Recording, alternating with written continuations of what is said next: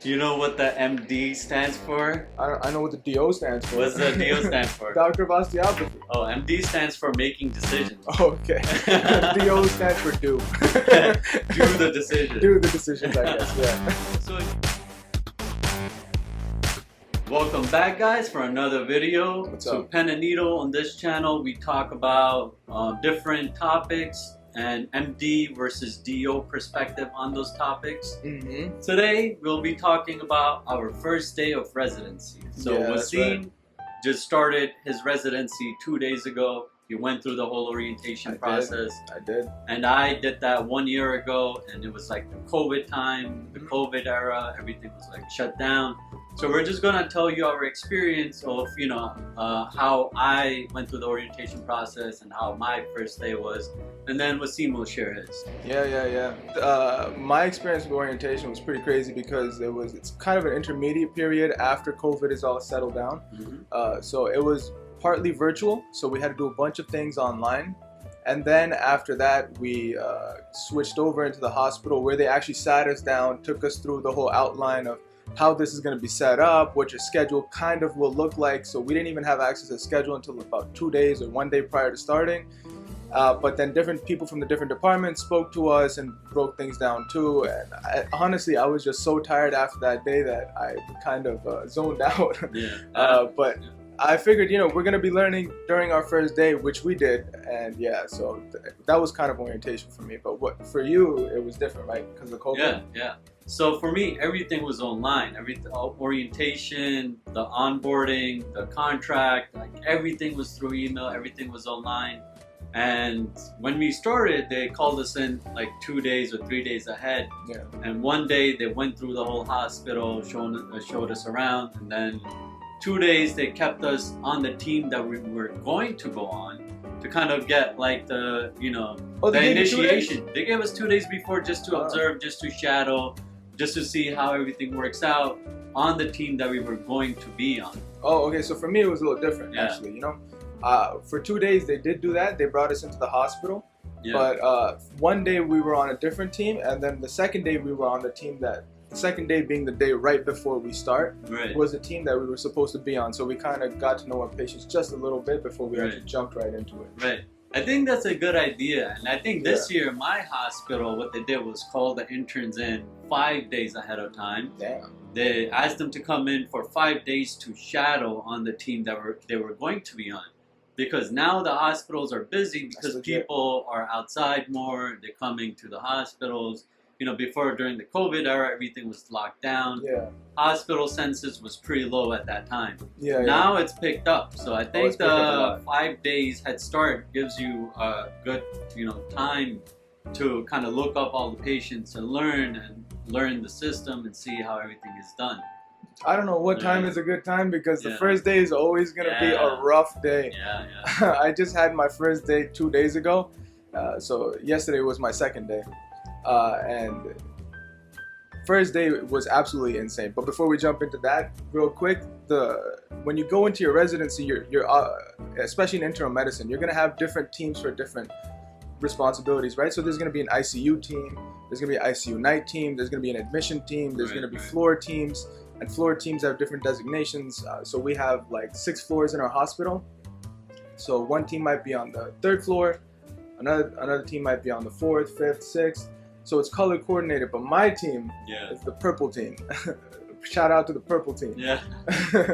we got basically we got basically patients on every floor. Mm-hmm. So from 3, 4, 5, and 6, it's private admittings. So some patients might have one admitting resident and admitting what's it called, doctor. Yeah. Right, and another patient might have a different doctor or attending. Yeah. So it's different things. So we might have to round with one attending at one time and then another attending at another time, and some attendings it's like phone conversation because they've already done their rounds and you want to see what the assessment plan is. Right. So that was kind of the setup in my hospital. But for your hospital, is it kind of the same thing? Yeah, so in our hospital, so we have 3 teams which are hospitalist teams, right? They're hospital teams, so patient gets admitted and then the hospitalist takes care of them. And the orange team is similar to your purple team, where the patients Shout out belong to the orange team to too. the private doctors, right? Private attendings. So when the patient gets admitted into the hospital, that's that attending's patient. Yeah. You basically have to contact that specific attending and let them know and ask them for the assessment plan. Yeah. And those teams can get busy because there might be like 3 or 4 different attendings, and all of their patients are on that team. And then you have to call each attending in the morning, give them the update, ask them what they want done. You know, you have to keep updating them throughout the day. But it's harder in the beginning because you don't know how it's done and you don't know the attending. Yeah. But later on, it becomes very easy because the attendings know you and you know the attendings, and you just text them, hey, this patient, this was the update, what do you want to do? Or I think this is what should be done. And they're like, yeah, I agree, let's do that. Yeah. So it goes much smoother after a while. Initially, it's very difficult. It's just getting to know everything and getting to know how the system works. So the orientation they gave you, right, or they will give you, is basically like a brief overline, and it's like in an ideal world that this is how it's supposed to happen. But first day is so rough that I don't want to say so rough and scare you guys. Yeah. But like it is like a learning experience, and there is a learning gap that you have to close in quickly. But the first day is going to be a learning experience because you've kind of gotten the sense of what software they're using, right? So for in our hospital in Jamaica, we're using Epic as our EMR. Right. So Epic system, we kind of got used to it in the beginning, but then when you get into it, you really got to go deep dive and figure out the different things. Right. And from there, you're kind of getting used to the software system, and also getting used to the different attendings, the different residents, and your patients.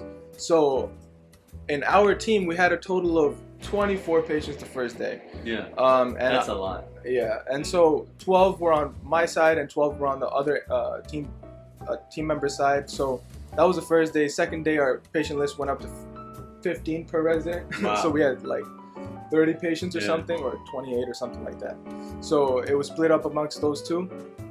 And you know, as an intern, you're basically responsible for the grunt work, right? Yeah. So the pager is going to blow up constantly. Nurses are going to contact you. Social work is going to contact you. Yeah. You need orders put in. You need this done. You need that done. One of my patients started bleeding from his nose after we put an NG tube down. So, and he was on a blood thinner. So I had to run over there as I was writing my note. I had to run over there and see what was going on, stop that situation from happening, and try to sit down for another thing. And then another page comes in saying, the cops are here. And you gotta talk to the cops because the cops are saying, the patient's telling the cops that, oh, we're shooting gunshots at him. So I had to go run and speak to the police officers. And then, you know, so you're finally going to have some free time. And when you get that free time, you really have to use it efficiently, right? First day I was all over the place. I didn't know how to use my time efficiently. I was learning the system. And second day, it got a lot better. So I was putting in the orders for the x-ray, for whatever medication that was needed for the patient. And hopefully it's going to get better after today. I'm hoping. But that was kind of my experience for intern. Yeah, I think it's a good thing that you're on a team with such a high patient census in the beginning. Yeah. Because it's going to toughen you up and make you become more efficient for the future. Yeah. The other teams probably don't have that high of a census. So when you go on those teams, it's they have pretty high censuses as well. I mean, I know one team has 15 patients on there. Yeah, but split up between 2 interns, that's like 7 patients each, right? I think so. I don't know how they're splitting it up right now. It might be 7 patients or something. Yeah, so like when you go to a team that's less busy, you're going to have more free time, right? Because you're going to be more efficient. And it depends on the patient too. Some patients just like, if you have 12 patients, one patient might be really busy, while the other like 10 or like patients are like just, you know, just waiting for social work or something like that. They're not like, there's nothing much to do. Yeah. So, or you can have just one patient who's just really busy, who's like, you know, hypotensive all of a sudden. You gotta get FOBTs. You gotta call 3 consults. You know, the patient's only desats, so that patient might take up the whole day. Bro, let me tell you, sorry, Yeah. quick story, side story before we keep going about this. Right before checkout, right? Like 45 minutes before checkout, I'm trying to still do my notes. Yeah. And like another resident comes in and he tells me, your patient's desatting. I was like, what? That's not what you want to I hear was like, right no, before sign up. No, what? Yeah. So I jumped up, I ran to the Yeah. patient bed, and I'm looking at the monitor, and so she's already on Yeah. contact precautions, right? So I'm thinking, I'm like, do I have to go in? So it's like around 87%. Then she just jumps up to 90, Yeah. 92, 95, 96. So, and she was kind of like tilted in bed like this and like slumped over. Yeah. So I'm thinking maybe it's like a functional thing. Yeah. And then she starts desatting like even crazier. Yeah. Then I'm like, oh, she's going to 70. I'm like, whoa, now Yeah. now we're serious. Then I had to quickly put on that gown and gloves and run right into the room. Right. And called out for help. I was thinking, I'm like, Yeah. should I yell out for a code? So I even yelled out, someone call a code, because I'm in the patient's room.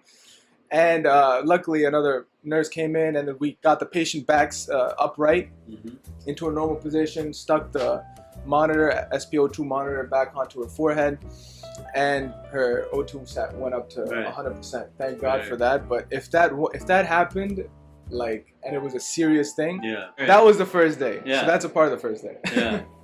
So I had this one situation where I was admitting this patient, right? He was in ED still, right? And they just remodeled the ED, but some things are still old and some are new. So he was hooked up to a telly with the pulse ox, and the nurse was paging me. The patient is desatting, right? So I go and check. I see the saturation was like 95%. Right, and I'm standing there, I'm talking to him, and you know, he seems fine, comfortable, everything's okay. Suddenly the saturation drops again. To what? And like, I don't know, it was below like 90s, right? Below 90s. Yeah, okay. And he was like kind of obese. So like I was thinking of like, all right, can it be like aspiration pneumonia? Can it be just obstructive sleep apnea, hypoventilation, blah, blah, blah. It goes, but then it goes up again, and then it comes down again. So you gotta realize that, you know, the first thing to do is kind of the pulse ox they put on the finger. Make sure it's like on right.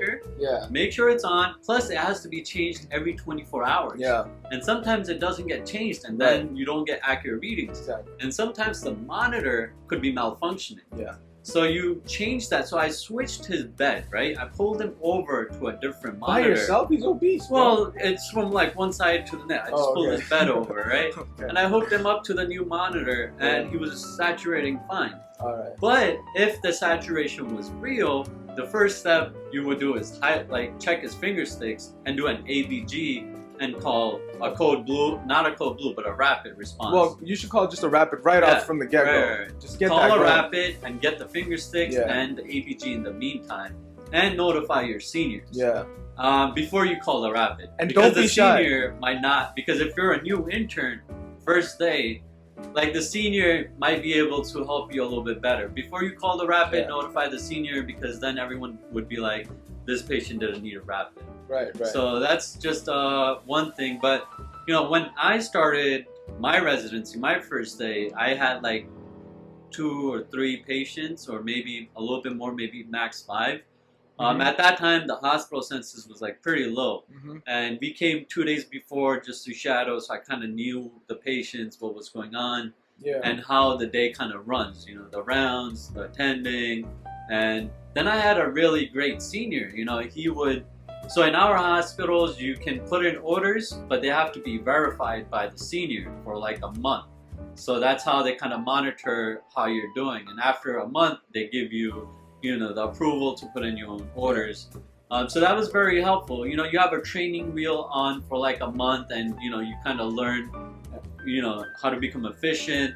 And if you have a really helpful senior, you know, you can learn that really fast. Honestly, your senior makes all the difference. I love my senior. She's amazing, because I had to ask her like a million different things to do it. And I was also doing a million different things, but I had to ask her for another million things just so I could get that stuff done, and just also because I didn't know the system.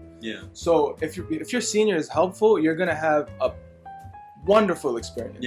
So it all kind of also depends on your senior, but also for the first day, be aware that, you know, a first day intern, so they're not really expecting you to be like an attending, like Right. function at an attending level. So there's always going to be a little bit of a leniency given to you, right? Yeah. However, also know that now you are a doctor. You're Right. no longer a student. So you have to function like a doctor. You have to make these decisions. So one thing that I would recommend, right, before jumping in, even into orientation, before that period even starts, is just do a quick refresher of your medicine, because trust me, you're gonna start forgetting a lot of things. And you don't want to forget all those things that you learned, because at that time it's not serious. It's not like you're responsible for anything, right? You're a I student. didn't get that. Yeah, Could you try again? I'll tell Siri, just hold on for a second. But yeah, you're not really responsible for Right. those things because you're a student, but now you are responsible. So Yeah. refresh up on those things and make sure you know what you're kind of doing for the most emergent matters, and also refresh up on basic like blood draws or Yeah. some procedures that you might need to do. So I would say ultrasound IVs and midlines. Because bro, Yeah. I was paged this one time, 8 o'clock at sign out, I was paged at 7:59. Patient needs an IV. Damn. And this was beginning of intern year, right? I go there, the patient is in like a contracted position, really, really hard stick, even with the ultrasound. Yeah. So in those situations, if you're really good with ultrasound IVs, it saves you time. Yeah. If you're just trying to eyeball it, you're never going to get it. You're going to Yeah. waste hours, and Yeah. you're going to torture the patient. Yeah, yeah. So ultrasound IVs are a must. But for the first day, guys, I would say that, be prepared to Yeah. what you're getting into, Don't just go in there like, oh, I don't really know what I'm doing. You Yeah. won't know what you're doing, but you can still get prepared to some extent. Do right? your part, right? At you, least, you yeah. might not know the EMR because you've never used it. And they expect that. Yeah, but know what you are expected to know. Yeah, You know? you are a doctor now. Like your patients, you are expected to know your patients, what's Yeah. going on with the patient, what's the plan with Yeah. the patient, what medications the patient's on, what are the overnight events, Right. how's the patient doing, like the labs doing right now. You're supposed to know the progress of the patient. You should have some Yeah. confidence in yourself, and don't be shy. Right. Don't be shy to ask questions, because nurses are gonna be your best friends. Right. They are gonna help you. Your senior is gonna be one of your best friends. Right. He or she's gonna help you. Attendings are gonna be your best friends. They're gonna help you. They're going to help you because this is your learning experience, but you're also getting paid now. Right. So Yeah. do both. Cha-ching. Do you know what the MD stands for? I know what the DO stands for. What does the DO stand for? Doctor of Osteopathy. Oh, MD stands for making decisions. Oh, okay. DO stands for do. Do the decision. Do the decisions, I guess. Yeah. So you have to make the decisions. You're Yeah. responsible, right? And yeah. Yeah, but yeah, this has been a long video Yeah. on intern year But and the first day. informative. Yeah, hopefully you guys learned something. Yeah. But if you guys have any other questions that we did not go over Yeah. in this video, leave it in the comment section below. Like and subscribe, and make sure you hit that bell icon for the notification. Yeah. And check out our other videos because we got some sick content. All right. All We'll right. see you in the next one. Later.